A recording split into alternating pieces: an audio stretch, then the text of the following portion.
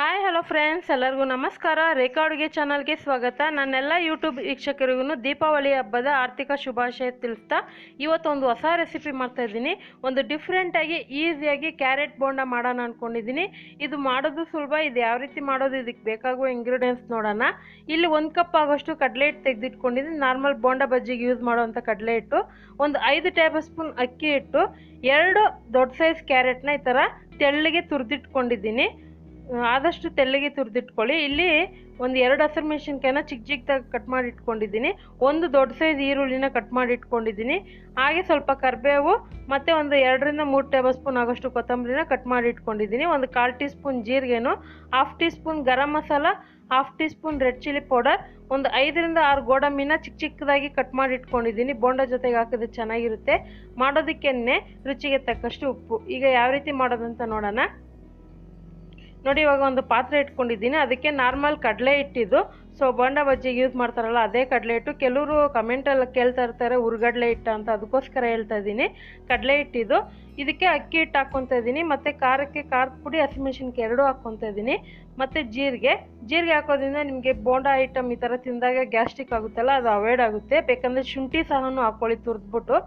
ಈಗ ಇದಕ್ಕೆ ಗೋಡಂಬಿ ಉಪ್ಪಲ್ಲಿ ಹಾಕ್ಕೊಂಡು ಮಿಕ್ಸ್ ಮಾಡ್ಕೊತಾ ಇದ್ದೀನಿ. ಗೋಡಂಬಿ ಆಪ್ಷನಲ್ಲು, ನಿಮಗೆ ಇಷ್ಟ ಇದ್ದರೆ ಹಾಕ್ಕೊಳ್ಳಿ, ಇಲ್ಲಾಂದರೆ ಪರವಾಗಿಲ್ಲ.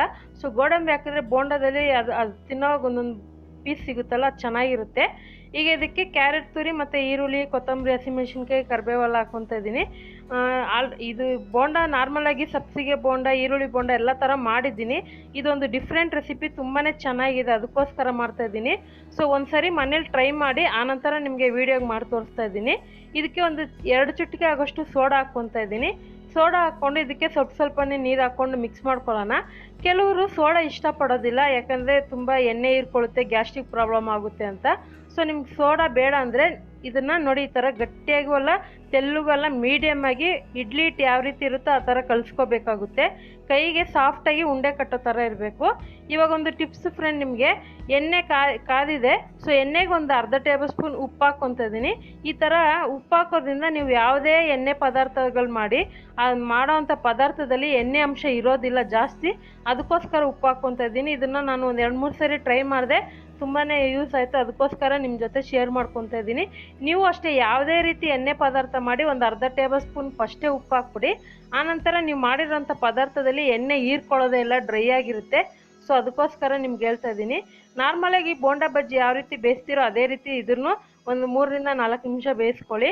ನಿಮ್ಗೆ ಈ ಥರ ಬೋಂಡ ಥರ ಬೇಡ ಅಂದರೆ ನೀವು ಬೇಕಂದರೆ ಸ್ವಲ್ಪ ಗಟ್ಟಿಯಾಗಿ ಕಲಿಸ್ಕೊಂಡು ಪಕೋಡ ಥರನೂ ಬಿಟ್ಕೊಬೋದು, ಅದು ಸಹ ತುಂಬಾ ಚೆನ್ನಾಗಿರುತ್ತೆ. ಸೊ ಹಬ್ಬದ ಟೈಮಲ್ಲಿ ಈ ಥರ ಒಂದು ಈಸಿಯಾಗಿ ಇರಲಿ ಅಂದ್ಬಿಟ್ಟು ನಾನು ತೋರಿಸ್ತಾ ಇದ್ದೀನಿ. ಇವಾಗ ನೋಡ್ತಾ ಇರ್ಬೋದು, ಇವಾಗ ಬೋಂಡ ರೆಡಿಯಾಗಿದೆ.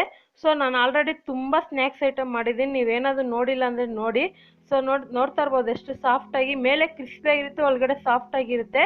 ಸೊ ಖಂಡಿತ ಇವತ್ತು ಮಾಡಿರೋಂಥ ಒಂದು ಹೊಸ ರೆಸಿಪಿ ಕ್ಯಾರೆಟ್ ಬೋಂಡ ನಿಮಗೆಲ್ಲ ಇಷ್ಟ ಆಗಿದೆ.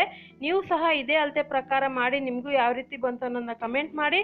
ಪ್ಲೀಸ್ ಈಗಲೇ ಲೈಕ್ ಬಟನ್ ಕ್ಲಿಕ್ ಮಾಡಿ, ಶೇರ್ ಮಾಡಿ, ನಮ್ಮ ಚಾನಲ್ಗೆ ಸಬ್ಸ್ಕ್ರೈಬ್ ಮಾಡಿ. ಈ ವಿಡಿಯೋ ನೋಡಿದ್ದಕ್ಕಾಗಿ ಎಲ್ಲರಿಗೂ ಧನ್ಯವಾದಗಳು.